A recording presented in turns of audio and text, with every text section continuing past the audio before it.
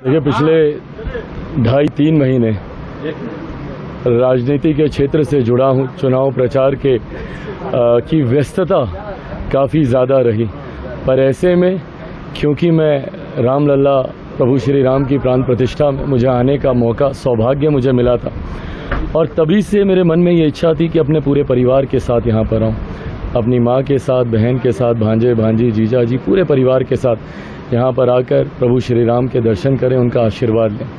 कल जैसे ही चुनाव प्रचार समाप्त हुआ, पूरा परिवार हम लोग यहाँ अयोध्या आए, प्रभु श्री राम के दर्शन किए। यहाँ हनुमानगढ़ी में आके बजरंगबली जी का आशीर्वाद हम लोगों ने लिया। जितनी भी जो कुछ भी आज हम लोग हैं, इन्हीं के आशीर्वाद से हैं, और बस ये आशीर्वाद सदैव बना रहे, इसी भाव के साथ यहाँ पर आए। क्या लगता है, इंडिया गठबंधन कह रहा है तुम्हारी सरकार वही बहुमत आ रही है, मोदी जी को कहा जा रहा है? ये जिस तरीके से मेरे प्रधानमंत्री आदरणीय नरेंद्र मोदी जी ने देश में चौमुखी, और ये कहने के लिए नहीं, ईमानदारी की बात है, चौमुखी विकास उन्होंने किया है। जहां गांव में रह रही महिलाओं के सम्मान की, स्वास्थ्य की चिंता कर कर योजनाएं बनाई गई। एक गरीब परिवार बीमारी से कोई कठिनाई ना हो, आयुष्मान की योजना बनाई गई। दुनिया की सबसे बड़ी गरीब कल्याण की योजना, जिसके तहत 81 करोड़ लोगों को आज मुफ्त में अनाज मिल रहा है। ये तमाम ऐसी योजनाएं हैं जहां पे एक गरीब परिवार को सकारात्मक तरीके से हर व्यक्ति को प्रभावित कहीं ना कहीं हुए हैं इससे। ऐसे में जहां प्रधानमंत्री जी ने देश की अर्थव्यवस्था का ध्यान रखा, गांव शहर की दूरी को कम करने का प्रयास किया, वहीं हर व्यक्ति के आस्था को भी उन्होंने सम्मान देने का काम किया। 500 साल से रामलला इसी तरीके से टेंट में विराजमान थे, धूप गर्मी धूल मिट्टी आंधी तूफान बरसात बारिश में।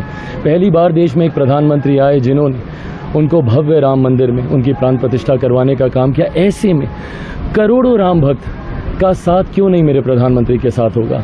ऐसे में जो लोग सनातन को समाप्त करने की सोच रखते हैं, जो लोग शक्ति के विनाश की सोच रखते हैं, मुझे नहीं लगता कि देश की जनता कभी उनका साथ देगी। ऐसे में पूर्ण विश्वास है कि 4 जून को जब परिणाम आएंगे, बड़ी बहुमत के साथ लक्ष्य को पूरा करते हुए मेरे प्रधानमंत्री जी तीसरी बार प्रधानमंत्री पद की शपथ लेंगे।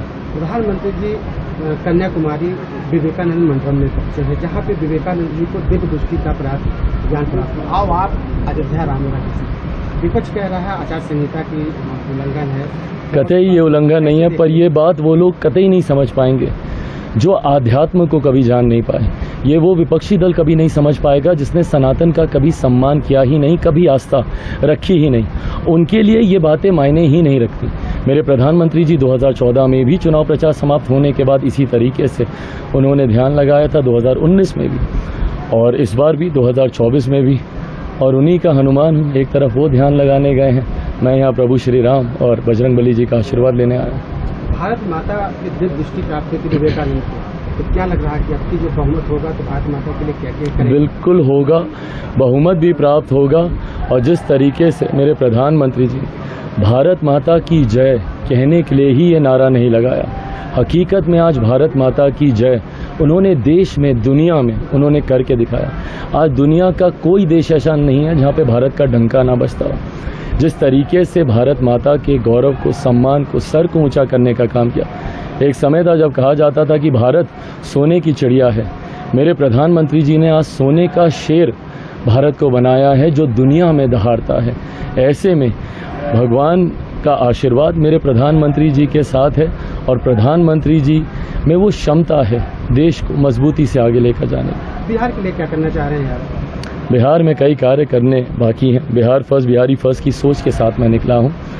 प्रभु श्री राम के आशीर्वाद से और भगवान बजरंगबली के बल से मुझे वो सामर्थ्य ऊपर वाला दे, ये कामना करता हूँ कि अपने प्रदेश को विकास की राह पर आगे लेकर जा सकते।